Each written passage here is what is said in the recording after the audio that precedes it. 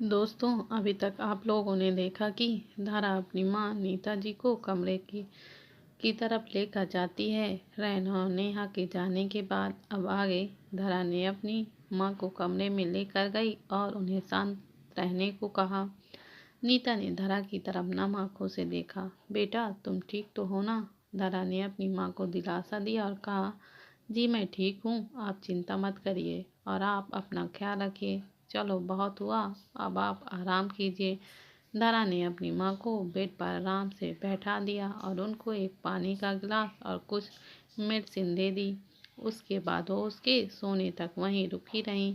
कभी जो कि बाहर हॉल में ही था, वो धीरे से चलकर दरवाजे के पास गया और उसने बाहर की तरफ इशारा करते हुए नैना और नेहा से कहा, अब आप दोनों किसका इंतजार कर रही हैं? आपने जो कहना था वो कह चुकी हैं, इसलिए अब यहाँ से दफा हो जाइए और दोबारा यहाँ आकर तमाशा करने की ज़रूरत नहीं है। कभी की बातें सुनकर नेहा और रैना दोनों बौखला गए। ऐसा लग रहा था जैसे उनके कानों से धुआं निकल रहा है। वो कहना तो बहुत कुछ चाहती थी, लेकिन उनको पता था कि कभी उनकी हर बात का उल्टा ही जवाब देगा। कभी सुनने वालों में से नहीं था, इसलिए वो दोनों दबे पांव वहां से चली गईं। अगली सुबह संडे था और धारा को टेंशन हो रही थी कि अब इस पार्टी में क्या हो। वो वहां नहीं जाना चाहती थी, लेकिन वो कैसे मना करे ये भी उसको समझ में नहीं आ रहा था। देखते ही देखते शाम हो गई थी। धारा का बिल्कुल मन नहीं था तैयार होने का, लेकिन उसको ना चाहते हुए भी तैयार होना पड़ा। उसने अभिनव का गिफ्ट किया हुआ वही व्हाइट कलर का गाउन पहना। वो उसमें एकदम किसी आसमान से उतरी परी लग रही थी। जब धरा की माँ ने धरा को देखा तो उन्होंने उसके कान के पीछे काला टीका लगा दिया। किसी की नजर न लगे मेरी बेटे को, और वहाँ से जल्दी ही आ जाना। हाँ माँ, मैं जल्दी ही आ जाऊंगी, आप चिंता मत कीजिए। तभी उसके घर के बाहर से एक गाड़ी के हॉर्न की बहुत तेज आवाज आने लगी। कभी भाग कर अंदर की तरफ आता है। ऐसा लग रहा था कि वो बहुत तेज भाग कर आया है। उसकी सांसें पूरी तरह से फूल चुकी थी। उसने एक गहरी सांस लेते हुए कहा, दीदी, वो जीजू आए हैं। धारा की आंखें फटी की फटी रह गईं। वो कभी को घूर कर देख रही थी और नीता चौंक कर पूछती है, जीजू? कौन जीजू? कभी को अपनी गलती का एहसास होता है। वो बात बदलते हुए कहता है, अरे माँ, जीजू नहीं, राजादा की कंपनी से दीदी को कोई लेने आया है।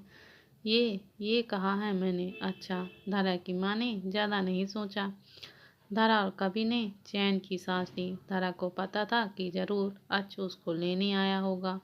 उसने एक बार खुद को शीशे में देखा और फिर बाहर की तरफ चली गई। धारा की माँ भी धारा के साथ साथ बाहर ये देखने आ गई कि आखिर धारा को उसके ऑफिस से लेने कौन आ रहा है। वो दोनों जैसे ही बाहर आते हैं तो वो देखते हैं कि एक लड़का फोन पर बात कर रहा है और उसके आगे एक ब्लैक कलर की लंबांगनी खड़ी है। उस लड़के ने धारा और उसकी माँ की तरफ अपनी पीठ कर रखी थी, इसलिए धारा और उसकी माँ को उसका फेस नहीं दिखाई दे रहा था। धारा ने जब उस आदमी को पीछे से देखा तो उसने एक राहत की सांस ली, क्योंकि उस आदमी ने वो आउटफिट पहना था जो धारा ने अभिनव के लिए पसंद किया था। धारा ने सोचा कि उसको लोने अभिनव आया है, लेकिन उसको याद आया कि कभी ने कुछ और ही कहा था। अरे, उसने तो चेहरा ही ठीक से नहीं देखा होगा। ये दोनों देखने में ही कुछ कुछ एक जैसे लगते हैं। जैसे ही वो आदमी पीछे मुड़ा, धारा उसको देखकर चौंक गई। ये तो अच्छ था। अच्छ ने देखा कि धरा के साथ उसकी माँ भी आई हैं। वो धीरे से चलकर उनके पास गया और धरा की माँ की तरफ देखकर वो कुछ कहने ही वाला था कि धरा बीच में ही कूद पड़ी। अरे सर, आपको क्या जरूरत थी आने की? किसी और को भेज देते। आपने इतना कष्ट क्यों? अच्छ को धरा की चालाकी समझ गई। उसने मन ही मन सोचा, किसी और को भेज दूं, वो भी तुम्हें लेने? धारा ने अपनी बात आगे बढ़ाते हुए कहा, माँ, ये हमारी कंपनी के बॉस अचराजादा हैं। धारा की माँ ने खुश होते हुए कहा, अरे तुम तो बहुत हैंडसम हो बेटा, बिल्कुल एक राज की कुमार की तरह लग रहे हो। अच बस थोड़ा सा मुस्कुरा दिया और उसने अजीब नज़रों से धरा की तरफ देखा। धरा की माँ को अच बहुत पसंद आया। उसने एक चमक के साथ अच को देखते हुए कहा, बेटा इसको जल्दी घर छोड़ देना। हमारे परिवार में लड़कियां ज़्यादा देर तक बाहर नहीं रहा करती। नीता ने फिर धरा से कहा, अनजान से ज़्यादा बात मत करना और जल्दी घर आना। जैसे ही धरा कुछ बोलने वाली थी कि अच ने तुरंत कहा, आप चिंता मत कीजिए, इसको मैं किसी अनजान से बात करने ही नहीं दूंगा। उसने अनजान शब्द पर जोर देकर कहा। धरा को बहुत अजीब लग रहा था। उसको अच के ऊपर भरोसा नहीं था कि वो कब क्या बोल दे, इसलिए उसने उससे कहा, चलें अब। अच ने एक नज़र धरा को देखा और कार की तरफ बढ़ गया। आधे घंटे से भी ज़्यादा का वक्त हो गया था, लेकिन अभी तक अच ने कुछ नहीं कहा था। धरा ने बेचैन होकर पूछा, कितनी देर हो गई है, अभी तक क्यों नहीं पहुँचे हम लोग? कार चला रहा है, हवाई जहाज नहीं। अच ने बड़े आराम से जवाब दिया। धरा उसका जवाब सुनकर चिढ़ गई और वो अपने दोनों हाथ मोड़कर बाहर की तरफ देखने लगी। थोड़ी देर के बाद उनकी नज़र उन कपड़ों पर पड़ी जो अच ने पहने हुए थे। उसने अच को टोंट मारते हुए कहा, आपको दूसरों की चीज़ हड़पने का बहुत शौक है क्या? नहीं, सिर्फ अपनी ही चीज़ें हड़पता हूँ मैं, अच ने कहा तो धरा चुप हो गई। उसकी डबल मीनिंग की बातें वो अच्छी तरह से समझती थी। थोड़ी ही देर में वो दोनों होटल पहुंच गए। जैसे ही अच कार से उतरा, एक लड़की उसके गले लग गई। अच ने उसको जल्दी से खुद से दूर किया। उसने घूर कर उसको देखा तो मोना ने थोड़ा डरते हुए कहा, अरे तुम नाराज़ क्यों होते हो? इतने टाइम बाद हम मिले हैं। वो अच को देखकर काफ़ी खुश थी कि तभी उसने धरा को अच की कार से उतरते हुए देखा। मोना का चेहरा धरा को देखकर गुस्से से लाल हो गया। उसने गुस्से के कारण अपने हाथ कसकर बंद कर दिए। धरा को पता नहीं क्यों अजीब फील हुआ जब उसने अच के गले लगते हुए मोना को देखा। अरे आ गए तुम लोग। रोद उनकी तरफ मुस्कुराते हुए आ रहा था। उसके पीछे अभिनव भी था, जिसके पसीने छूट रहे थे। वो मन ही मन सोच रहा था कि आज वो पक्का पार्टी में कोई बम फटेगा। रोद ने पहले अच को गले लगाया, फिर वो धरा की तरफ बढ़ा। अच ने जैसे ही देखा कि रोद धरा को जाकर गले लगाने वाला है, उसने धरा का हाथ पकड़ा और उसको अपनी तरफ खींचते हुए कहा, हमें देर हो रही है। अच बिना किसी की परवाह किए बिना धरा का हाथ पकड़कर उसको अपने साथ ले गया। रुद्र ने दोनों हाथ हवा में ठहर गए। मोना भी गुस्से से उनके पीछे पीछे चली गई। रुद्र की भौहें आपस में जुड़ गई। उसने अभिनव की तरफ देखते हुए कहा, यहाँ कुछ गड़बड़ है क्या? वो इतना भी बेवकूफ़ नहीं था। उसे अच के व्यवहार में कुछ तो गड़बड़ लग रही थी। आखिर वो उसका बचपन का दोस्त था। अभिनव ने उसकी तरफ लाचारी से देखा और कहा, तुम आज मरते मरते बचे हो। अगर तुम धरा को गले लगा लेते तो भाई की जेलसी की आग ही काफ़ी थी तुम्हें जलाने के लिए। रुद्र को अब कुछ समझ में आ रहा था। उसने हैरानी से अभिनव की तरफ देखते हुए कहा, इसका मतलब ये है कि भाई धरा के प्यार में पागल हो चुके हैं और ये इनका मैटनेस वाला एक तरफा प्यार है। इसलिए तुम धरा से दूर रहना अगर तुम जिंदा रहना चाहते हो। अभिनव ने अपने कंधे उचकाते हुए कहा, ओह माय गॉड, क्या सच में हमारे अक्षय को प्यार हो गया है? क्या ये सच है? कहीं मैं सपना तो नहीं देख रहा हूँ? मेरे भाई को प्यार हो गया है। वो सिर्फ मेरा भाई है, तुम्हारा वो बस दोस्त है, समझे तुम? अभिनव ने रुद्र को घूरते हुए कहा, और हाँ, क्या तुम धरा में इंटरेस्टेड नहीं थे क्या? रुद्र को कुछ याद आया और उसने उदास होते हुए कहा, अरे हाँ यार, वो लड़की तो धरा है जिसमें अच को प्यार हुआ है। लेकिन कोई बात नहीं, मुझे बस धरा अच्छी लगती थी। अभी तक उससे प्यार नहीं हुआ था, पर वो बहुत अच्छी लगी मुझे। उसकी सादगी, उसके इंटेलिजेंस, उसकी ब्यूटी, सब कुछ पसंद आया था मुझे। पर जब अच को उससे प्यार है तो मेरा तो कोई चांस ही नहीं है। इसलिए मैं अपने इमोशन को यहीं कंट्रोल कर लेता हूँ ताकि आगे कोई प्रॉब्लम ना हो। अभिनव ने उसके कंधे पर हाथ रखा और उसको कहा, तुम काफी बहादुर हो और समझदार भी। फिर वो दोनों अंदर साथ में चले गए। जैसे ही धरा और अच पार्टी हॉल के अंदर पहुंचे, सबकी नज़र उसके ऊपर ठहर जाती है। वो दोनों एक दूसरे के लिए मेड फॉर ईच अदर लग रहे थे। अच ने धरा का हाथ ऐसे पकड़ा हुआ था जैसे वो कहीं भाग जाएगी। धरा उससे बार बार अपना हाथ छुड़ाने की कोशिश कर रही थी। मोना घूर घूर कर धरा को खा जाने वाली नज़रों से देख रही थी। जैसे ही धरा ने ताशा को खुद को घूरते हुए देखा, उसने अच से अपना हाथ छुड़ाना बंद कर दिया और उसके और ज्यादा पास जाकर खड़ी हो गई। अच उसके इस तरह से पास आने से हैरान था। मोना का गुस्सा अब हद से पार कर रहा था। उसके दिमाग ने तभी काम करना शुरू कर दिया। तभी उसके दिमाग में एक खतरनाक प्लान जन्म ले लिया। वो चलकर एक वेटर के पास गई और उसने उससे कुछ कहा और धरा की तरफ इशारा किया। रुद्र और अभिनव भी अब पार्टी में आ चुके थे। अच ने अब धरा का हाथ छोड़ दिया था क्योंकि वो किसी से जरूरी बात करने में व्यस्त था, लेकिन उसने धरा को इधर से उधर जाने के लिए मना किया था और उसको खुद के ही पास खड़े रहने को कहा था। अभिनव धरा के पास आता है और उससे खाना खाने के लिए पूछता है। धरा आंखों ही आंखों में अच की तरफ इशारा करती है, जैसे वो कहना चाह रही है, अगर मैं यहाँ से हिली तो ये खड़ूस मुझे फांसी दे देगा। अभिनव तुरंत धरा की बात समझ गया। उसने अपने भाई को देखा जो मिस्टर राठौर के साथ इम्पोर्टेंट डिस्कस करने में बिजी था।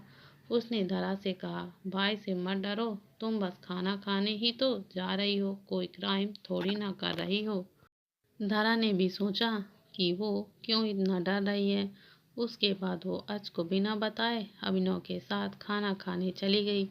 उसका खाना जैसे ही खत्म हुआ, लोगों ने भी डांस करना शुरू कर दिया। रुद्र ने धरा से कहा, will you dance with me. धरा ने उधर उधर देखा और रुद्र के साथ डांस करने के लिए चली गई। अभिनव जो कि कुछ काम से गया था, उसने वापस आते ही रुद्र धरा के साथ डांस कर रहा है। उसकी सांसें अब गले में अटक चुकी थी। उसने अपने भाई को देखा जिसकी नज़र अभी तक भी उन दोनों पर नहीं गई थी। उसने रुद्र की तरफ गुस्से से देखा। रुद्र भी उसकी तरफ देखकर मुस्कुरा दिया। अभिनव अब समझ चुका था कि वो ये सब जानबूझकर कर रहा है, सिर्फ अच को जलस फील कराने के लिए। उसने रुद्र की तरफ अपना हाथ दिखाते हुए इशारा करते हुए धीरे से कहा, भाई तुझे मार देंगे। तब तक अच ने भी नोटिस कर लिया था कि धरा उसके पास नहीं है। उसने जैसे ही अपने आसपास उसको ढूंढने के लिए नजर दौड़ाई, उसने रुद्र और धरा को साथ में डांस करते हुए देख लिया। रुद्र ने धरा की कमर पर अपना हाथ रखा हुआ था और एक हाथ से उसका दूसरा हाथ पकड़ा हुआ था। अच का खून खौलने लगा था। ये सब देखकर आखिर धरा को हाथ लगाने की हिम्मत इस रुद्र की हुई भी कैसे। अच ने अपने कदम उन दोनों की तरफ बढ़ा दिए। वो अपना आपा खोने ही वाला था कि अभिनव उसके सामने खड़ा हो गया। उसने अच को रोकते हुए कहा, भाई वो बस आपको जलाने की कोशिश कर रहा है। मैंने उसको आपके और धरा के बारे में सब कुछ बता दिया है। अभिनव ने अच को समझाते हुए कहा। अच ने अभिनव को एक गुस्से वाला लुक दिया और कहा, तो भी उसकी हिम्मत कैसे हुई उसको हाथ लगाने की। अरे भाई, डांस ही तो कर रहे हैं, यहाँ सबकी नजरें आपके ऊपर है, यहाँ ऐसे तमाशा क्रिएट नहीं कर सकते। अभिनव किसी तरह अच को खींचते हुए बार की तरफ लेकर गया। अच की नज़र बस धरा और रुद्र पर थी। उसने अभिनव की सब बातों को जैसे इग्नोर ही कर दिया था। अच ने अपने लिए एक ड्रिंक ऑर्डर की और एक के बाद एक करके और भी ड्रिंक। अभिनव ने अच को रोकते हुए कहा, भाई आप ऐसे ही इतनी ड्रिंक नहीं कर सकते। लेकिन अच ने उसकी एक भी बात नहीं सुनी। वो एक के बाद एक करके बॉटल खत्म करता गया। अभिनव को समझ में नहीं आ रहा था कि वो क्या करे। अच अब काफी नशे में हो चुका था। धरा भी अब डांस करते करते थक चुकी थी। उसने एक ब्रेक लिया और वो एक सोफे पर जाकर बैठ गई। तभी उसके पास एक वेटर आया। उसने उसको एक कोल्ड ड्रिंक दी। धारा को क्या भी प्यास लगी थी, इसलिए उसने बिना देर किए ही वो ड्रिंक पी ली। उसको पीते ही उसका सिर घूमने लगा। उसको ऐसा लग रहा था कि बैठे बैठे भी उसको चक्कर आ रहे हैं। वो जैसे ही खड़ी हुई उसको एकदम से चक्कर आने लगे। वो जैसे कैसे वॉशरूम की तरफ चली गई। उसने वहां जाकर अपना मुंह धोया और अपने आप को संभालने की कोशिश करने लगी। उसका सर बहुत दर्द कर रहा था। उसने सोचा कि वो अच्छे से कहेगी कि उसको घर छोड़ दे। वो जैसे ही वॉशरूम से बाहर निकलती है, कोई ताकतवर बाहें उसको पकड़कर दीवार के सहारे कर देती हैं। धरा जब उस आदमी का चेहरा देखती है तो वो कुछ पल के लिए डर जाती है। बहुत ही खतरनाक दिख रहा था, लेकिन अभी धरा को कोई होश नहीं था। जैसे ही उसको कुछ कहने वाला था कि उसकी बाहों में गिरी जाती है और कहती है, मिस्टर खरोश, मुझे चक्कर आ रहे हैं और सर में दर्द हो रहा है। ये कहकर धरा बेहोश हो जाती है। ये क्या हुआ तुम्हें? धरा धरा आज थोड़ा टेंशन में कहता है, पर धरा के मुंह से एक भी शब्द नहीं निकला। अच ने उसको अपनी गोद में उठाया और उसको एक रूम में ले गया। वहां जाकर उसने धरा को बेड पर लेटा दिया और होटल के एक एड्रेस को कुछ दवाइयां मंगाई। अच बार बार धरा को जगाने की कोशिश कर रहा था, लेकिन उसको कोई होश नहीं था। अच ने पानी का छींटा धरा के ऊपर मुंह पर मारे तो धरा को थोड़ा होश आया, लेकिन वो अभी भी अपने आपे में नहीं थी। उसने जैसे ही अपनी आंखें खोली, अच को खुद के सामने पाया। उसकी आंखें अच को देखकर छोटी हो गई। उसने अच की कॉलर पकड़कर खुद के करीब खींचा और उसके फेस को ध्यान से देखने लगी। मिस्टर खड़ूस, क्या ये तुम हो? हाँ, मैं ही हूँ, अच ने उसे इरिटेट तरीके से जवाब दिया। हाँ, मैं ही हूँ, धारा ने उसका मजाक उड़ाते हुए फिर से उसके शब्द दोहराए। तुमने ड्रिंक की हुई है? अच ने थोड़ा गुस्से से कहा। नहीं, मैंने नहीं की, धारा ने अपना सर पूरी तरह से हिला दिया। पर जब मैंने वो सॉफ्ट ड्रिंक पी है, मुझे ऐसा लग रहा है मैं नशे में हूँ और चक्कर भी आ रहे हैं। ये सुनकर अच थोड़ा गुस्से में आ गया। ठीक है, तुम आराम करो, अच ने उसको चादर उड़ाते हुए कहा। लेकिन धरा को कहाँ होश था। उसने झट से अपनी चादर अपने ऊपर से झटक दी और अच को अपनी और करीब कर लिया। उसने कहा, मैं तुमसे गुस्सा हूँ। तुम उस मोना के गले क्यों लगे?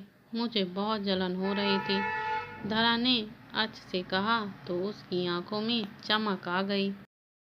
उन दोनों की ही आंखों में एक दूसरे के लिए सिर्फ काफी प्यार था और अच समझ चुका था कि धरा भी उसे पसंद करती है। मैडम को लड़की मुझे कहीं नहीं मिली, मैंने उसको सब जगह ढूंढा। अरे तुम पागल हो क्या? मैंने तुम्हें एक खूबसूरत लड़की सुहाग रात मनाने के लिए फ्री में दी और तुम कह रहे हो कि वो कहीं खो गई। मैडम वो मैंने उसका पीछा किया था। जब वो वॉशरूम गई थी तब भी मैं बाहर ही खड़ा था, लेकिन वो अचानक से ही गायब हो गई। मैंने उसको आसपास सब जगह तलाशा, लेकिन वो मुझे कहीं नहीं मिली। चुप हो जाओ और उसको ढूंढो। ये कहकर मोना ने गुस्से से फोन कट कर दिया। वो फिर पॉल्टी हॉल में आ गई और अच को ढूंढने लगी, लेकिन अच उसको कहीं नहीं मिला। इसलिए उसने अभिनव से पूछा तो उसने कहा शायद वो चले गए, क्योंकि उन्होंने काफी ड्रिंक कर ली थी। रुद्र ने अभिनव से पूछा, धरा कहाँ है? अभिनव ने उससे कहा वो भी शायद भाई के साथ चली गई है। ओह, रुद्र ने जवाब दिया। लेकिन मोना ये सुनकर आग बबूला हो गई। उधर अच ने धरा को प्यार किया और उसके बाद वो उसे गले लगाकर और हक करके सो गया। सुबह के 9 बजे धरा की आंखें खुली। उसका पूरा बदन दर्द कर रहा था। उसने चारों तरफ देखा और उसकी नजर उसके पास सोते हुए अच पर पड़ी। अच ने अभी भी उसकी कमर पर अपना हाथ रखा हुआ था, जैसे वो नींद में भी उसके ऊपर अपना हक जताने की कोशिश कर रहा हो। अब धरा को रात में जो भी हुआ उसको सब याद आने लगा। शर्म के कारण धरा के गाल लाल हो गए थे। उसको अब अच का सामना करने से भी डर लग रहा था। उसने धीरे से अच का हाथ अपनी कमर के ऊपर से हटाने की कोशिश की। थोड़ी देर के बाद उसने आराम से अच का हाथ खुद से हटा दिया। उसने खड़े होने की कोशिश की, लेकिन अच और वो इस तरह से सोए हुए थे कि धरा का शरीर दर्द करने लगा था। जैसे कैसे वॉशरूम तक गई। उसने शावर लिया और वहाँ से चुपके से निकल गई। अचवा अभी भी सो रहा था। धरा जब घर पहुंची तो उसने देखा कि उसकी माँ और उसका भाई सोफे पर बैठे थे और काफी परेशान लग रहे थे। उन्होंने जैसे ही धरा को देखा, उठकर खड़े हो गए। धरा की माँ ने घबराते हुए पूछा, तुम कहाँ रह गई थी? हम कितने परेशान थे, तुम्हें पता भी है? माँ, मैं काफी थक गई हूँ। आपके सवालों के जवाब मैं बाद में दूंगी। हाँ माँ, अब दीदी को आराम करने दीजिए। अब तो दीदी आ गई है, इसलिए चिंता की कोई बात नहीं है, कवि ने अपनी माँ से कहा। धरा बिना कुछ कहे वहाँ से चली गई। नीता को उसका बर्ताव काफी अजीब लग रहा था। वो भी उसके पीछे पीछे जाने लगी। धरा अपने रूम में गई और उसने अपने कपड़ों को थोड़ा नीचे करके अपने निशान देखे, जो रात को अच ने उसको दिए थे। उसको पता ही नहीं था कि उसकी माँ भी उसके पीछे पीछे वहाँ आ गई थी। धरा ने डोर को लॉक भी नहीं किया था। उसकी माँ ठीक उसके पीछे खड़ी थी।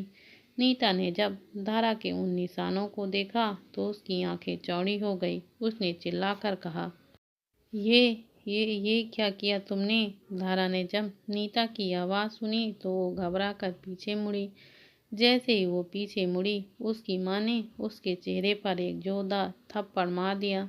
धरा हैरान थी। उसने अपनी माँ को समझाने की कोशिश की, लेकिन उसकी माँ ने एक बार भी फिर से उसके चेहरे पर एक और थप्पड़ जड़ दिया। धरा को कुछ कहे बिना ही उसकी माँ ने उसका हाथ पकड़ा और उसको बाहर खींचते हुए लेकर गई। माँ, माँ, आप क्या कर रहे हो? छोड़िए मुझे, छोड़िए, दर्द हो रहा है मुझे। उसकी माँ उसको हॉल में खींच कर लेकर आई। कवि, जो अभी पढ़ाई कर रहा था, वो आवाज़ें सुनकर बाहर आ गया। जब उसने अपनी माँ को धरा को बाहर खींच कर ले जाते हुए देखा तो वो डर गया। नीते ने गुस्से से कहा, तुम कहाँ से अपना मुंह काला करवा के आई हो? मुझे तुमसे ये उम्मीद नहीं थी। नीता की आंखों में गुस्सा साफ दिखाई दे रहा था। उसने धरा की एक बात भी नहीं सुनी और उसका हाथ पकड़कर उसको घर से बाहर निकाल दिया और उसके मुंह पर दरवाजा बंद कर दिया। कभी जल्दी से अपनी माँ के पास गया। माँ, आप क्या कर रही हैं? दरवाज़ा खोलिए, दीदी को अंदर आने दीजिए। अगर तुमने उसको अंदर लाने की कोशिश भी की तो तुम मेरा मरा मुंह देखोगे। ये सुनकर कवि के हाथ हवा में ही ठहर गए। जो दरवाज़ा खोलने के लिए उठे थे, वो अपनी माँ को जानता था। अगर उसने अपनी माँ को नाराज कर दिया तो वो खुद की तबीयत खराब कर देंगी। इसलिए कवि ने अभी कुछ न करना ही बेहतर समझा। लेकिन उसको अपनी बहन के लिए बहुत बुरा लग रहा था। उसको कुछ समझ में तो नहीं आ रहा था कि क्या हो रहा है। धरा की आंखें अब नम थीं। वो बीच सड़क पर बेजान सी चल रही थी। उसको कोई होश नहीं था। उसके साथ जो भी रात में हुआ था, वो बस उसके बारे में सोच रही थी। तभी उसके सामने एक ब्लैक कलर की कार आकर रुकी। उसमें से एक मास्क पहने आदमी बाहर निकला और उसने धरा के कुछ रिएक्ट करने से पहले ही उसको कार के अंदर धकेल दिया। अंदर बैठे एक आदमी ने धरा को बेहोश कर दिया। दूसरी तरफ जब अच की नींद खुली, उसने अपने बगल में फिर पूरे कमरे में अपनी नज़र भगाई। धरा वहाँ नहीं थी। उसने पहले इधर उधर देखा, फिर उसने बाथरूम में देखा, लेकिन वहाँ भी कोई नहीं था। फिर उसने होटल के स्टाफ से पूछताछ की। फिर उसको पता लगा कि धरा वहाँ से चली गई। अच वापस रूम में आया और उसकी नज़र बेड पर पड़ी। बेडशीट पूरी तरह से अस्त व्यस्त थी। अच के दिमाग में रात की सारी यादें एक के बाद एक करके घूमने लगी। वो थोड़ा मुस्कुराया और वॉशरूम में चला गया। वो काले रंग की कार एक बड़े से विला के आकर आकर रुकी। उसमें से धरा को घसीटते हुए बाहर निकाला गया। उसने धरा को रायजादा निवास के एक अंधेरे कमरे में ले जाया गया। धरा थोड़ी बेहोशी की हालत में थी। गीता जी ने उन दोनों लोगों को वहां से जाने का इशारा किया और धरा को बड़े घिन भरी नजरों से देखने लगी। उसने एक पूरा पानी का गिलास धरा के ऊपर डाल दिया। धरा ने धीरे धीरे करके अपनी आंखें खोली। उसकी आंखें जैसे ही खुली, उसने एक सुंदर लेडी को अपने सामने देखा। उसने थोड़ा चौंकते हुए कहा, आप कौन और मैं यहाँ क्या कर रही हूँ? धरा ने धीरे से खड़े होते हुए कहा, तुम बेशर्म लड़की, मेरे बेटे के साथ फिजिकल तक हो गई। अगर तुम्हें पैसे ही चाहिए थे तो मुझे बता दिया होता। धरा को उनकी कोई भी बात समझ में नहीं आ रही थी। उसने थोड़ा कंफ्यूजन में पूछा, आप क्या कह रही हैं? मुझे कुछ समझ में नहीं आ रहा। मैं यहाँ क्यों हूँ? मुझे जाना होगा, मुझे अपनी माँ से बात करनी है।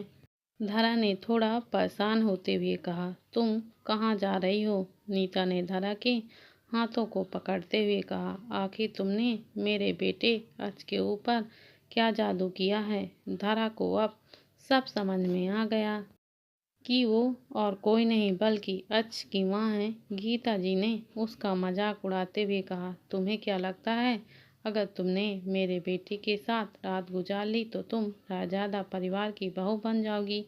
आज तुमसे कोई शादी नहीं करेगा। धरा गीता जी की बातें सुनकर हैरान हो गई। गीता जी ने अपना फ़ोन निकाला और उसमें एक वीडियो चलाई। धरा ने स्क्रीन की तरफ देखा। फ़ोन को लगातार देखकर उसकी आंखें चौड़ी हो गई। गीता जी ने धरा को ताना कसते हुए कहा, अब तुम्हें पता लगा कि तुम ही एक ऐसी लड़की नहीं हो जिसके साथ अच ने रात बिताई है। धरा की आंखें नम थीं और अब तक तो एक के बाद एक करके उसकी आंखों से आंसू बहे जा रहे थे। तुम सिर्फ मेरी हो, मैं सिर्फ तुम्हारा, तुमसे प्यार करता हूँ। धरा के दिमाग में एक के बाद एक अच की बातें घूमने लगीं। अच की माँ ने कुछ पैसे उठाए और धरा का हाथ पकड़कर उसमें वो पैसे थमा दिए। धरा ने उन पैसों को असमंजस में देखा। उसने वो पैसे जल्दी से अपने हाथों से झटक दिए। उसने अच की माँ से कुछ नहीं कहा और वहाँ से जाने लगी। अच की माँ ने उसको पीछे से कहा, आई होप अब तुम मेरे बेटे से दूर रहोगी। धरा ने कुछ नहीं कहा और बस वहाँ से चली गई। गीता जी पीछे खड़ी मुस्कुरा दी।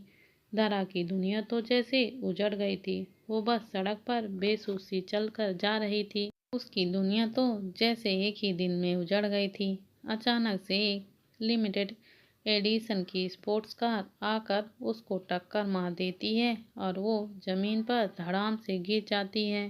गीता जी किसी को फोन मिलाकर कहती हैं, मैंने अपना काम कर दिया है, अब तुम्हारी बारी है। आज का मूड आज काफ़ी अच्छा लग रहा था। वो अपने ऑफिस के केबिन में बैठा था और उसके दिमाग में कल रात की बातें चल रही थीं। उसने नीरज को ऑर्डर दिया कि कंपनी में सबको डबल बोनस मिलना चाहिए।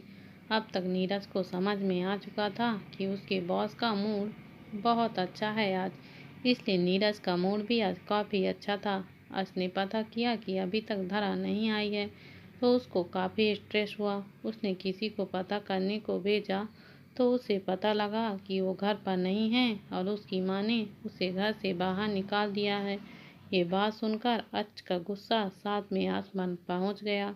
उसने कपिल को ऑर्डर दिया कि वो धरा को आधे घंटे के अंदर ढूंढकर उसके सामने लाया जाए। आधे घंटे के बाद भी धरा का कुछ पता नहीं लग पा रहा था। अच ने धरा को सब जगह ढूंढने की कोशिश की लेकिन उसे वो कहीं नहीं मिली। अच को जैसे पागल ही हो गया था। अभिनव लगातार अच को देखे जा रहा था जिसने गुस्से से सब लोगों का जीना हराम कर दिया था। अज ने पूरे ऑफिस को अपने सर पर उठा रखा था। अभिनव कुछ बोलना तो चाहता था लेकिन अज के मूड को देखकर उसने कुछ न कहना ही ठीक समझा। अभिनव अज के सामने चेयर पर बैठा था और उसको ब्लैक होकर देखे जा रहा था। तभी अज के केबिन का दरवाज़ा खुलता है और कपिल अंदर आता है। बॉस, हमें धरा मैडम तो नहीं मिली लेकिन हमें कुछ पता लगा है ये कहकर वो अपना फ़ोन निकालता है और अच के सामने रख देता है।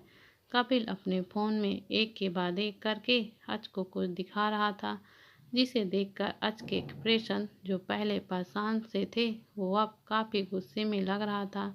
जब अभिनव ने देखा कि कपिल अच को क्या दिखा रहा है तो अभिनव के दिमाग ने जैसे काम करना ही बंद कर दिया हो।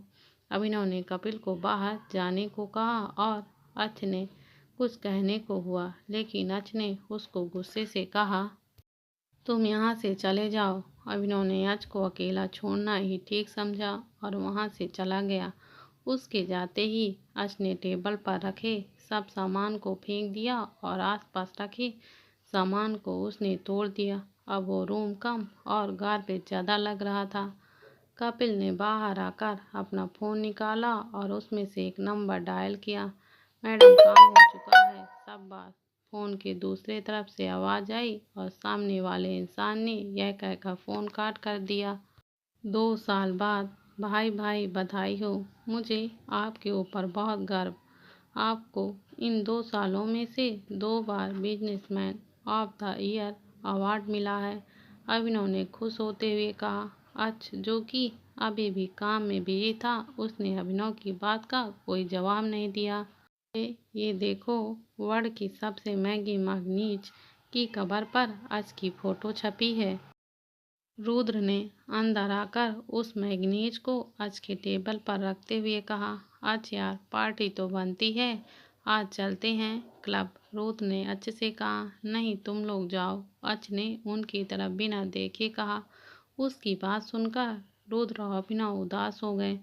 तूने इन 2 सालों में इतना कुछ हासिल किया, एक फील्ड भी तुमने अपने बिजनेस को नंबर 1 पहुंचा दिया और तुम अब पहले से भी डरावने हो गए हो, इसलिए तुम्हें अपने गुस्से को कम करने के लिए हमारे साथ क्लब चलना चाहिए। दोस्तों, देखना यह है कि यह कहानी इन 2 सालों के बाद किस मोड़ पर आकर रुकेगी। दोस्तों, आगे की कहानी जानने के लिए प्लीज़ मेरे साथ मेरी कहानी तेरी चाहत में इसी तरह से बने रहें। और प्लीज़ दोस्तों, जिन लोगों ने मेरे चैनल को अभी तक सब्सक्राइब नहीं किया है तो प्लीज़ मेरे चैनल को सब्सक्राइब करें और कमेंट करना मत भूलें।